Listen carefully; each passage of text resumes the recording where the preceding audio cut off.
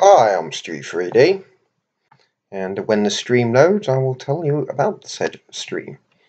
Bear with me. 1, 2, 3. Come on, you heap of crap. Load up.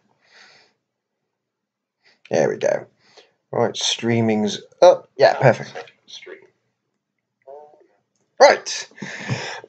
So, hi, I'm Stu3D, and this is a quick update on my continuing Wi-Fi woes. And today, it's actually been a very productive day. Basically, I spoke to Asus on the phone, and in fact, the geezer I spoke to on the phone also just happened to have my email from the weekend as well. I explained to him exactly everything that I've done with the router, and he turned around and went, it's probably a hardware fault. He says, I could pass it up to the next level technical team to see if there's anything they can do, or we can arrange to replace it with another 87U. And I just said, look, there's no point in sending another 87U out because I've read on a few forums that the Quantenna driver is the issue. I'd rather just switch it out for a new model. And he turned around and went, well, because it's so new, we can only do an 87 for an 87. However, he says, because it's so new, I'm going to give you a reference number. If you get in contact with the retailer who sold it to you, then we will then that reference number will sort it out, and it's all part of the warranty. They will have to change it for you. So I did that, and then got on the phone to Very, explained to him what's happened, gave them the reference number from Asus, and they turned around and went, okay, send it back, we'll refund you. They didn't even go, right, no, you're only restricted to a you're only restricted to a replacement. They've actually said, no, we'll refund you.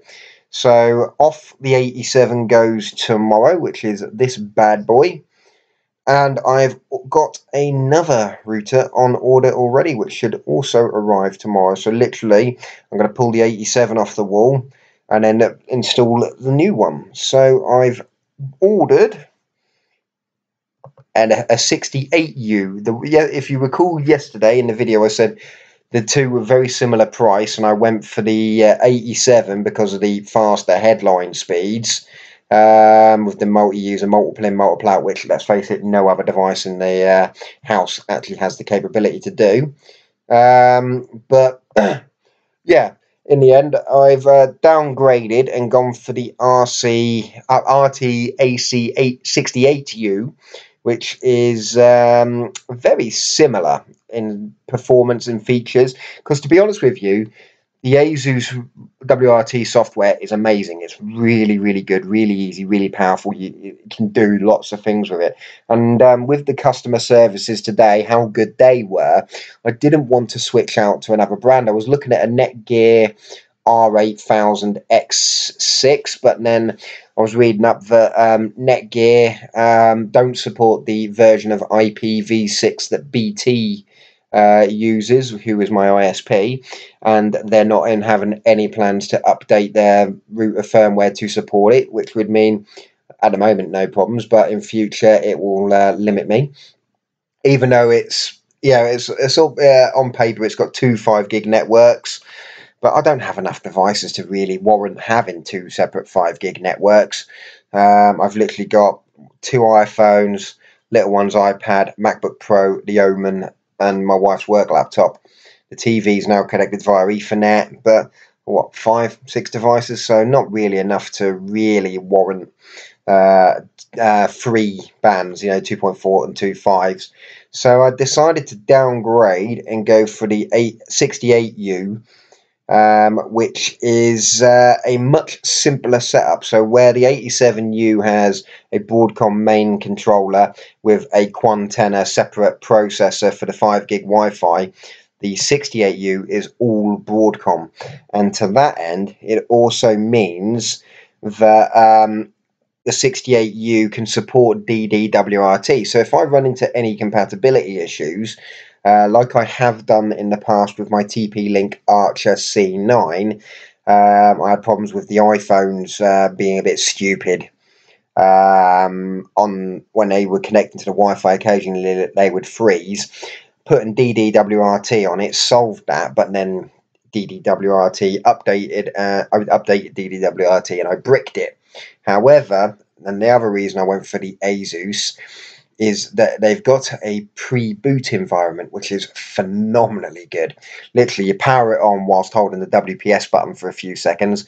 4 lights will light up, and then when they go off, you quickly switch to the reset button, hold that until the power light starts flashing, and it loads up a pre-boot environment, which allows you to reset the NVRAM, reboot the router, or flash new firmware. So on the 87, I was flashing DDWRT onto it, which didn't work on 5 gigahertz because the Quantenna driver.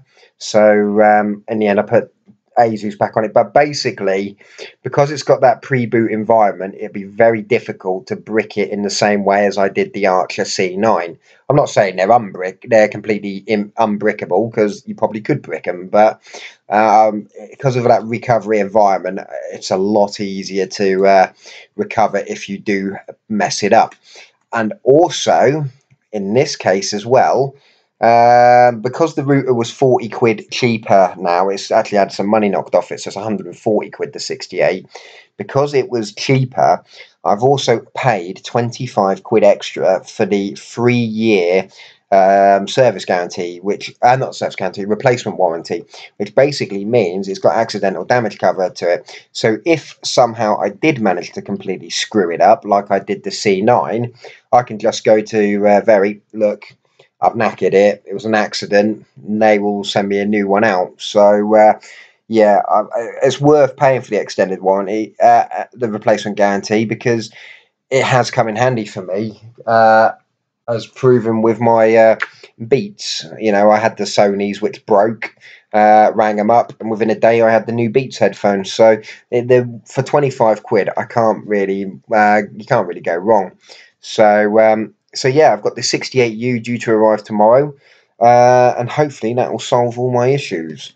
I'm not intending on doing an unboxing and review video.